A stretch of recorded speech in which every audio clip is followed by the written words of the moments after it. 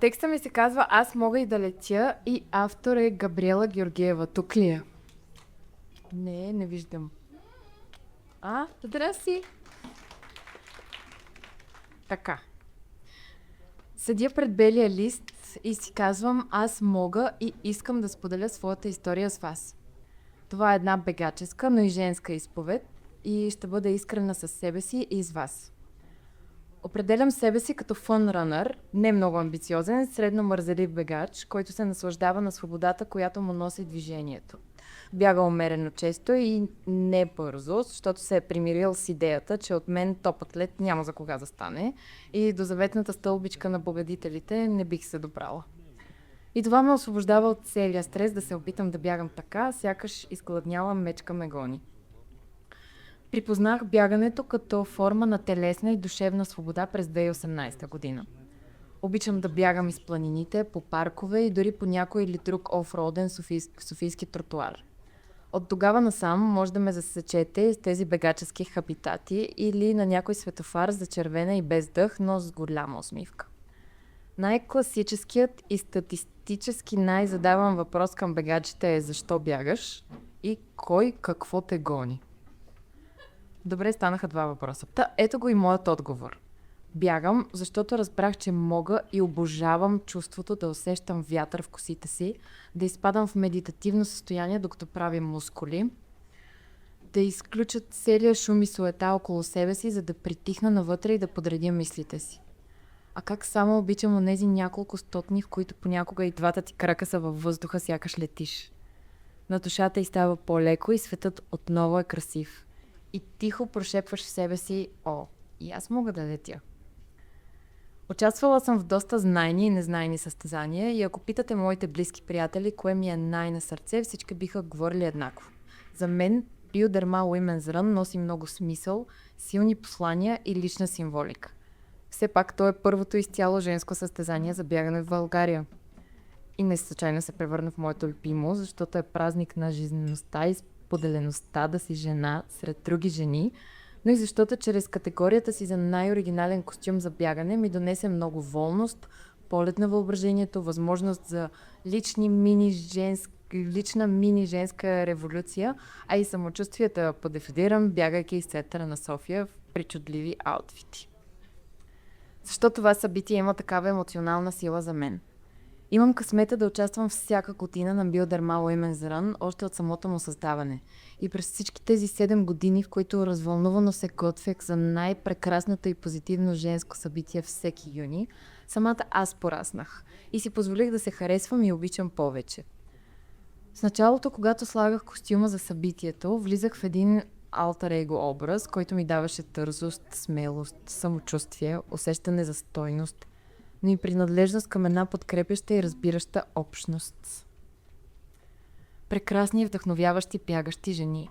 Всяко едно изминало събитие започнах да свиквам да се самоприемам, да изляза от интровертната си удобна черупка, за да спра да воювам с тялото си, а да го приема и обикна с всичките му недостатъци и белези, да се почувствам уютно в него и да му благодаря най-сърдечно за това, че именно тези големи пръстци и бедра с белези са пробягали толкова много километри и са ме дарили с прекрасни гледки и радост, че съм тук и сега и дишам и го живея този живот, че чако и бягам.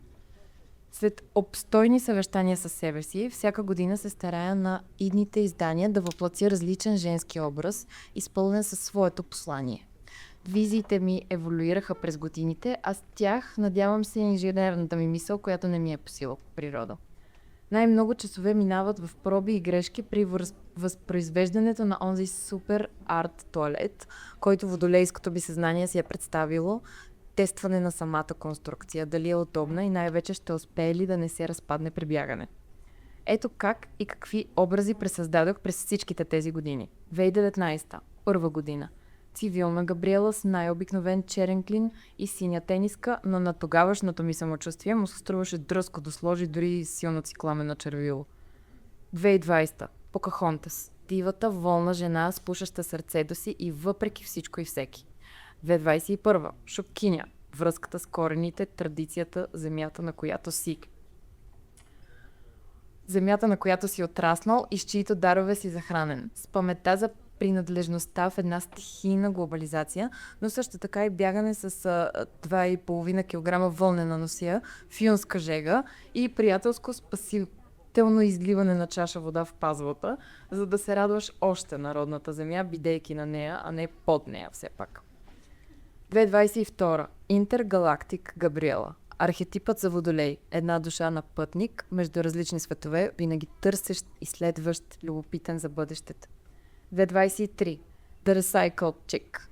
Тук бях притисната от времето за направата на костюма и не стана толкова пищен, колкото бе изначално в главата ми. Исках да върна живота в акумулирания отпадък, който кръжеше наоколо и да му дам нов прочит. 2024. Любимата ми Дионисия. Женският вариант на бога на хедонизма, веселието, насладата от лекотата на битието, но също така и дълбоката ни свързаност с траките и богатата им мистика, която са ни завещали. 2025. Завършвам с най-зрелия ми миналогодишен проект Woman is Art, който ми се получи с лекота. Мисля, че успях да пресъзнам усещането за креативността на женската природа и как жената сама по себе си е изкуство, правейки света едно по-топло и уютно любящо място. Всички тези пробягани километри бяха километри, които променят. Километри, които ми позволиха да бъда видяна и приета от себе си чрез другите, защото без колектива, мили мои, без нашето си племе сме за никъде.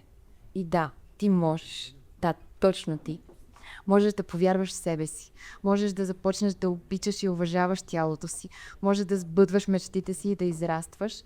А може и да бягаш и да споделяш този извор на ендорфин с останалите.